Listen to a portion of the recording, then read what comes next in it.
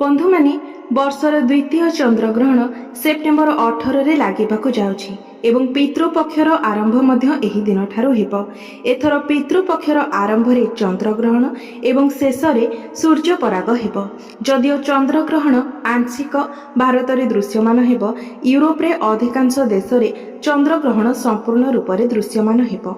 सनातन धर्म रे चंद्रग्रहण समय शुभ कार्य करिबा निषेध अटे एवं पितृपक्षर प्रथम दिन रे चंद्रग्रहण घटिबाकु जाउछि। तो एपरी परिस्थिति रे प्रश्न उठुछि जे एही दिन पितृपुरुषंक श्राद्ध किंबा तर्पण पालन करा जाय पारिबो कि नाही। तो ज्योतिष शास्त्र अनुसार 18 सेप्टेम्बर रो आरंभ हेउछि पितृपक्ष एवं विश्वास करा जाय जे पितृपक्ष समय रे पितृपुरुष माने पृथ्वी रे निजर परिवार को फेरी आसंती एवं समस्त पितृपुरुष माने अमावास्या पर्यंत एठारे रुहंती।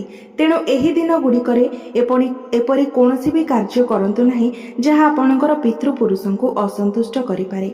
एही दिन मानकरे पितृपुरुषंक उद्देश्य रे श्राद्ध एवं तर्पण भक्ति सहित संपन्न करिबा उचित। ଏହା କରିବା ଦ୍ୱାରା ପିତୃପୁରୁଷଙ୍କ ଦୋଷ ଦୂର ହୋଇଥାଏ ଏବଂ ଆପଣଙ୍କୁ ପିତୃପୁରୁଷଙ୍କର ଆଶୀର୍ବାଦ ମଧ୍ୟ ପ୍ରାପ୍ତ ହୋଇଥାଏ। ତ ପିତୃପକ୍ଷ ସମୟରେ ଯଦି ଆପଣଙ୍କ ଦ୍ୱାରକୁ କେହି ବ୍ୟକ୍ତି ସାହାଯ୍ୟ ପାଇଁ ଆସୁଛି କିମ୍ବା କୌଣସି ପ୍ରାଣୀ ଆସୁଛି ତ ଆପଣ ତାକୁ କେବେ ବି ଖରାପ ବ୍ୟବହାର ଦେଖାନ୍ତୁ ନାହିଁ ଏବଂ ତାଙ୍କୁ ଯଥୋଚିତ ସମ୍ମାନ ଏବଂ ଖାଦ୍ୟ ଦେବା ପାଇଁ ବ୍ୟବସ୍ଥା କରନ୍ତୁ। ତ ବନ୍ଧୁମାନେ ଏଥର ଯେଉଁ चंद्रग्रहण लागिबाकु जाउछि तार प्रभाव आमर 12 गोटी राशि उपरे मध्य पड़िबाकु जाउछि। एथि मध्यरु 5टी राशि एपरि अछंती जो माननकु एहार विशेष शुभ फल प्राप्ति हेबाकु जाउछि। तो बंधु माने आजिर एही वीडियो रे आपे माने जानिबा सेही 5 गोटी राशि केउ माने अटंती जो 5 गोटी राशि माननक उपरे चंद्रग्रहणर शुभ प्रभाव पड़िबाकु जाउछि। आमर हिंदू धर्म रे ग्रहण काल को शुभ बोली माना जाय न थाए। एही चंद्रग्रहण समय लोक माने अनेक प्रकार सावधानता अवलंबन करिथांती। तो वर्षर शेष चंद्रग्रहण भाद्रव पूर्णिमा दिन पड़िबाकु जाउछि। चंद्रग्रहण 18 सेप्टेम्बर सकाळ 6:11 रु आरंभ होइजिबो एवं सकाळ 10:17 रे चंद्रग्रहणर समाप्ति हेबो। तो बंधु माने आपण माने समस्ते एही द्वंद्वरु बाहरिबा उचित जे भारत रे एही चंद्रग्रहण दृश्यमान हेबो नाही। तो एथिपाई आम भारत रे सूतक काल मध्य मान्य हेबो नाही। मात्र एही चंद्रग्रहण भारत रे देखा न देले मध्य राशि चक्र उपरे एही चंद्रग्रहणर प्रभाव निश्चित रूप रे पड़िबो। ग्रह मानकर स्थिति रे एक विराट परिवर्तन हेबाकु जाउछि। विशेष करी चंद्रग्रहणर प्रभाव 5 कोटी राशि मानक उपरे पड़िबाकु जाउछि जहा द्वारा एमानकर जीवन संपूर्ण रूप रे बदलिबाकु जाउछि।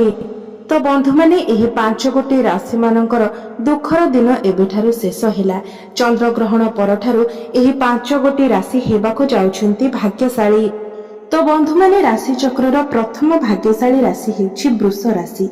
एही चंद्रग्रहण परठारु आपणकर आर्थिक स्थिति रे अनेक उन्नति हासिल हेबो। आपणकर आगामी समय सुखमय हेबाकु जाउछि। व्यापार वाणिज्य रे धन लाभ हेबार संभावना बनुछि। एही समय रे आपणकर यात्रा लाभदायक हेबो। आपणकु जीवन रे चलिथिबा समस्त प्रकारर दुख एवं कष्टर अंत हेबाकु जाउछि। चाकरी करुथिबा व्यक्ति मानक पई एही चंद्रग्रहण परठारु समय अत्यंत शुभ रहिबो। एही राशि रो व्यक्ति विशेष मानकर गृह रे खुशीर वर्षा हेबो। आपण आपणकर प्रेम क्षेत्र रे मध्य सफलता लाभ करिवे। द्वितीय राशि हेउछि मिथुन राशि। एही चंद्रग्रहण परठारु आपणक जीवन रे सफलतार स्रोत बहिबाकु जाउछि। आपणकर प्रत्येक चेष्टा रे आपणकु सफलता प्राप्ति हेबाकु जाउछि। आपणक गृहकु सुख समृद्धि एवं धनर आगमन हेबो। एही चंद्रग्रहण परठारु आपणक जीवन रे एक नूतन परिवर्तन हेबो। जदि आपण बेरोजगार अछंती तो आपणकु भल चाकरी मिलिबार मध्य योग बनुअछि। नूतन कार्य रे आसुथिबा समस्त बाधा विघ्नर नाश हेबाकु जाउछि। सामाजिक कार्यकलाप रे आपणकु सफलता प्राप्ति हेबो। जीवनर प्रत्येक असुविधा आपणकर दूर होइजिबो। आपणक द्वारा जदि काहाकु किछि धन दिया जायछि एवं ताहा आपणकु मिलि पारु नथिला तेबे ताहा मिलिबार मध्य योग देखा जाउछि। ଗୃହରେ ସୁଖ ଶାନ୍ତି ଏବଂ ଆନନ୍ଦର ଲହରୀ ଲାଗି ରହିବ।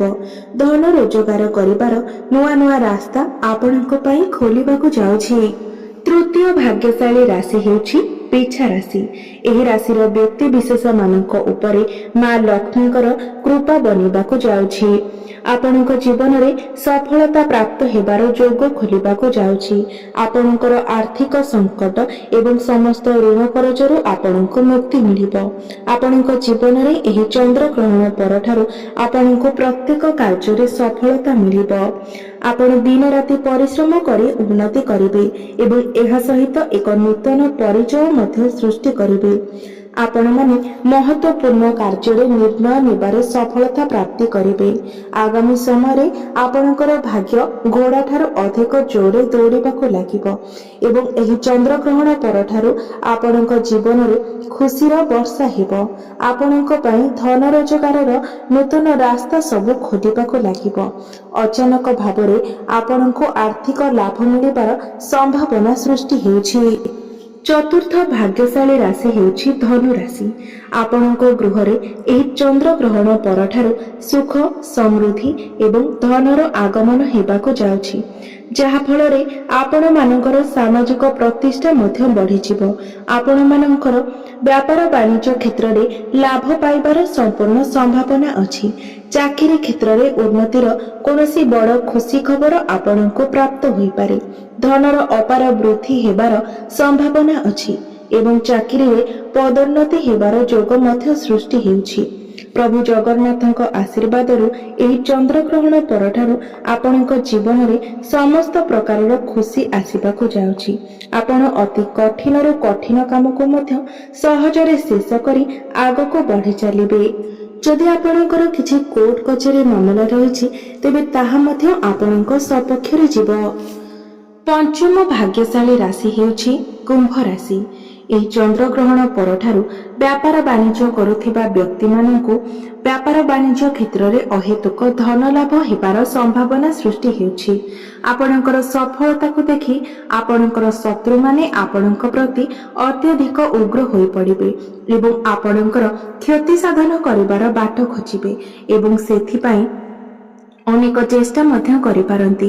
ମାତ୍ର ଆପଣଙ୍କୁ ସେଥିପାଇଁ ଡରିବାର କୌଣସି ଆବଶ୍ୟକତା ନାହିଁ, କାରଣ ଆପଣଙ୍କର ଏହି ଶତ୍ରୁମାନେ ସେମାନଙ୍କର ଚେଷ୍ଟାରେ ବିଫଳ ହେବେ। ସେମାନେ କଦାପି ବି ସଫଳ ହୋଇପାରିବେ ନାହିଁ। ଶିକ୍ଷାର୍ଥୀମାନଙ୍କୁ ଅତି ଶୀଘ୍ର ନିଜର ଗୁରୁଜନମାନଙ୍କ ଠାରୁ କିଛି ବଡ଼ ଜିନିଷ ପ୍ରାପ୍ତ ହୋଇପାରେ। ଏହା ସହିତ ପରୀକ୍ଷାରେ ସଫଳତାର ଯୋଗ ମଧ୍ୟ ବନୁଅଛି। ଘର ପରିବାରରେ ଆପଣଙ୍କୁ ଆପଣଙ୍କର ପତ୍ନୀଙ୍କର ସହଯୋଗ ସବୁଠାରୁ ଅଧିକ ପ୍ରାପ୍ତ ହେବ ଏବଂ ସୁଖ ଦୁଃଖରେ ଆପଣଙ୍କର ସ୍ତ୍ରୀ କିମ୍ବା ଆପଣଙ୍କର ସ୍ୱାମୀ ଆପଣଙ୍କର ସାଥୀ ହୋଇ ସବୁ ଦୁଃଖ କଷ୍ଟରେ ସାଥ ଦେବେ। ମା ଲକ୍ଷ୍ମୀଙ୍କର କୃପା ଦୃଷ୍ଟି ଆପଣଙ୍କର ଏବଂ ଆପଣଙ୍କର ପରିବାର ଉପରେ ବନି ରହିବ। ତ ବନ୍ଧୁମାନେ, ଏହି ଯେଉଁ ଚନ୍ଦ୍ରଗ୍ରହଣ ଲାଗିବାକୁ ଯାଉଛି, ଚନ୍ଦ୍ରଙ୍କ ସହିତ ସମ୍ବନ୍ଧିତ ଥିବା ରାଶିମାନଙ୍କ ଉପରେ ମଧ୍ୟ ଏହାର ଦୁଷ୍ପ୍ରଭାବ ପଡ଼ିବ। ଆମର 12ଟି ଯାକ ରାଶିମାନଙ୍କ ମଧ୍ୟରୁ ଯେଉଁ ରାଶିଗୁଡ଼ିକ ଚନ୍ଦ୍ରମାଙ୍କ ଦ୍ୱାରା ସମ୍ବନ୍ଧିତ ଅଟନ୍ତି, ନବଗ୍ରହମାନଙ୍କର ଦୁଷ୍ପ୍ରଭାବ ସେହି ରାଶିମାନଙ୍କ ଉପରେ ପଡ଼ିବ। ତେବେ ରାଶିଚକ୍ରରେ ଏପରି 3ଟି ରାଶି ରହିଛନ୍ତି ଯେଉଁମାନେ ଚନ୍ଦ୍ରମାଙ୍କ ଦ୍ୱାରା ସମ୍ବନ୍ଧିତ ଅଟନ୍ତି ଏବଂ ସେମାନଙ୍କ ଉପରେ ଏହି ଚନ୍ଦ୍ରଗ୍ରହଣର ଦୁଷ୍ପ୍ରଭାବ ପଡ଼ିବାକୁ ଯାଉଛି ଏବଂ ସେମାନଙ୍କୁ ସାବଧାନତା ଅବଲମ୍ବନ କରିବାର ଅଛି। ତ ଏହି 3ଟି ରାଶିମାନଙ୍କୁ 18 ସେପ୍ଟେମ୍ବର ଦିନ ବିଶେଷ ରୂପରେ ଧ୍ୟାନ ଦେବାର ଅଛି। 18 ସେପ୍ଟେମ୍ବର ଦିନ ସେମାନଙ୍କୁ ବିଶେଷ ରୂପରେ ସାବଧାନତା ଅବଲମ୍ବନ କରିବାର ଅଛି। ତ ଏହି 18 ସେପ୍ଟେମ୍ବର ଦିନ ଏହି 3 ଜଣ ରାଶିର ବ୍ୟକ୍ତି ବିଶେଷ ମାନେ କୌଣସି ବି ବଡ଼ ଡିସିସନ ନିଅନ୍ତୁ ନାହିଁ। କିଛି ବି ଏପରି ଭୁଲ କରନ୍ତୁ ନାହିଁ ଯାହା ପାଇଁ ଆପଣଙ୍କୁ ଭବିଷ୍ୟତରେ ପସ୍ତାଇବାକୁ ପଡ଼ିପାରେ। ତ ବନ୍ଧୁମାନେ, ଆସନ୍ତୁ ଜାଣିନେବା ସେହି 3ଟି ରାଶି କେଉଁ ରାଶି ଗୁଡ଼ିକ ଅଟନ୍ତି। ତ ପ୍ରଥମ ରାଶିଟି ହେଉଛି କର୍କଟ। କର୍କଟ ରାଶିର ରାଶି ସ୍ୱାମୀ ହେଉଛନ୍ତି ଚନ୍ଦ୍ରମା। ତ କର୍କଟ ରାଶିର ବ୍ୟକ୍ତି ବିଶେଷ ମାନଙ୍କ ଜୀବନରେ ଏହି ସମୟରେ ଆର୍ଥିକ ସଙ୍କଟ ଆସିପାରେ।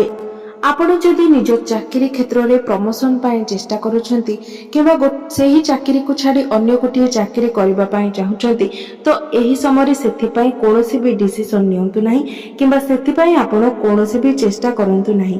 ଆପଣ ଯେଉଁ ଚାକିରିରେ ଅଛନ୍ତି, ଯେଉଁ ପଦବୀରେ ଅଛନ୍ତି, ଆପଣ ବର୍ତ୍ତମାନ ସ୍ଥିତିରେ ସେହି ଚାକିରିରେ ଏବଂ ସେହି ପଦବୀରେ ରହିବା ପାଇଁ ଚେଷ୍ଟା କରନ୍ତୁ। ଅକ୍ଟୋବର ମାସରେ ଯେତେବେଳେ ସୂର୍ଯ୍ୟପରାଗ ହେବ ସେ ପର୍ଯ୍ୟନ୍ତ ଆପଣଙ୍କୁ ଧୈର୍ଯ୍ୟ ରଖିବାର ଅଛି। ସେ ପର୍ଯ୍ୟନ୍ତ ଆପଣଙ୍କୁ ନିଜ ଭିତରେ ଧୈର୍ଯ୍ୟ ରଖିବାର ଅଛି। ନିଜର ରାଗ, ନିଜର କ୍ରୋଧକୁ ନିୟନ୍ତ୍ରଣରେ ରଖିବାର ଅଛି। ସମ୍ପୂର୍ଣ୍ଣ ରୂପରେ ଆପଣଙ୍କୁ ନିଜକୁ ବାଲାନ୍ସ କରିବାର ଅଛି। ଏହା ବ୍ୟତୀତ କର୍କଟ ରାଶିର ବ୍ୟକ୍ତି ବିଶେଷ ମାନେ ଅକ୍ଟୋବର ମାସ ପର୍ଯ୍ୟନ୍ତ କାହାଠାରୁ ଭୁଲରେ ବି ଋଣ କରଜ ଆଣନ୍ତୁ ନାହିଁ କିମ୍ବା କାହାକୁ ଋଣ କରଜ ଦିଅନ୍ତୁ ନାହିଁ, ନଚେତ୍ ଆପଣଙ୍କୁ ଭବିଷ୍ୟତରେ ଏଥିପାଇଁ ପସ୍ତାଇବାକୁ ପଡ଼ିପାରେ। ଆପଣ ଯେଉଁ ଜାଗାରେ ଚାକିରି କରୁଛନ୍ତି, କାର୍ଯ୍ୟରତ ଅଛନ୍ତି, ସେଠାରେ ଆପଣ ସହକର୍ମୀଙ୍କ ସହିତ ଏବଂ ନିଜର ଜୀବନ ସାଥୀଙ୍କ ସହିତ ଆପଣ ଅଯଥା ଯୁକ୍ତିତର୍କ ଏବଂ ବାଦ ବିବାଦ ଠାରୁ ଦୂରେଇ ରୁହନ୍ତୁ। ସେମାନଙ୍କ ସହିତ ସମ୍ପର୍କ ଭଲ ରଖିବା ପାଇଁ ଆପଣ ଚେଷ୍ଟା କରନ୍ତୁ। ଦ୍ୱିତୀୟ ରାଶିଟି ହେଉଛି ମକର ରାଶି। ତ ଏହି ଚନ୍ଦ୍ରଗ୍ରହଣ ଠାରୁ ଅକ୍ଟୋବର ମାସରେ ଥିବା ସୂର୍ଯ୍ୟ ପରାଗ ପର୍ଯ୍ୟନ୍ତ ମଧ୍ୟ ଆପଣଙ୍କୁ ସାବଧାନତା ଅବଲମ୍ବନ କରିବାର ଅଛି। ଏହି ସମୟରେ ଆପଣଙ୍କର କ୍ୟାରିୟରରେ ଆପଣ କିଛି ଡାଉନ୍ ଦେଖିପାରନ୍ତି। ଆପଣଙ୍କ କ୍ୟାରିୟରକୁ ନେଇ ଆପଣ ଚିନ୍ତିତ ରହିପାରନ୍ତି। ତ ଏହି ଚନ୍ଦ୍ରଗ୍ରହଣ ପରଠାରୁ ଅକ୍ଟୋବର ମାସ ପର୍ଯ୍ୟନ୍ତ ଆପଣ କ୍ୟାରିୟରକୁ ନେଇକି କୌଣସି ବି ବଡ଼ ଡିସିସନ ନିଅନ୍ତୁ ନାହିଁ ଏବଂ କ୍ୟାରିୟର ସହ ସମ୍ବନ୍ଧିତ ଆପଣ ଯେକୌଣସି ବି କାର୍ଯ୍ୟ କରୁଛନ୍ତି, କାର୍ଯ୍ୟ କରିବା ପୂର୍ବରୁ ଆପଣ ନିଜର ଜନ୍ମକୁଣ୍ଡଳୀ କୌଣସି ଭଲ ପଣ୍ଡିତଙ୍କୁ ଦେଖାଇ ନିଅନ୍ତୁ। ନିଜର ପିତାମାତା ଗୁରୁଜନଙ୍କ ଠାରୁ ପରାମର୍ଶ ନେଇକି ଆପଣ ଯେକୌଣସି କାର୍ଯ୍ୟ କରନ୍ତୁ।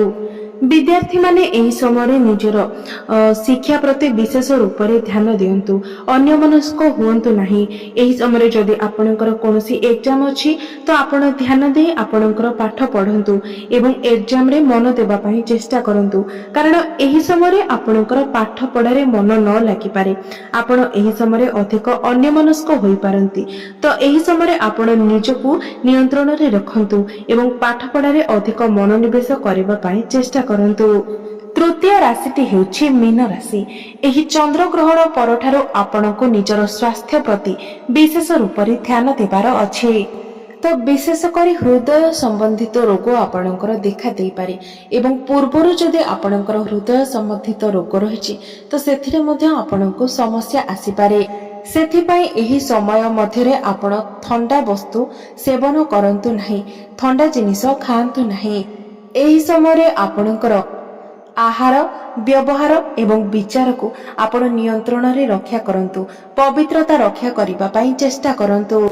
ତ ବିଶେଷ କରି ଏହି ସମୟରେ ଆପଣ ଆମିଷ ଭକ୍ଷଣ ଠାରୁ ଦୂରେଇ ରୁହନ୍ତୁ ଏବଂ କୌଣସି ବି ଅନୈତିକ ଖାଦ୍ୟ ଆପଣ ଖାଆନ୍ତୁ ନାହିଁ, ଯାହାକି ଆପଣଙ୍କ ଉପରେ ଖରାପ ପ୍ରଭାବ ପକାଇବ।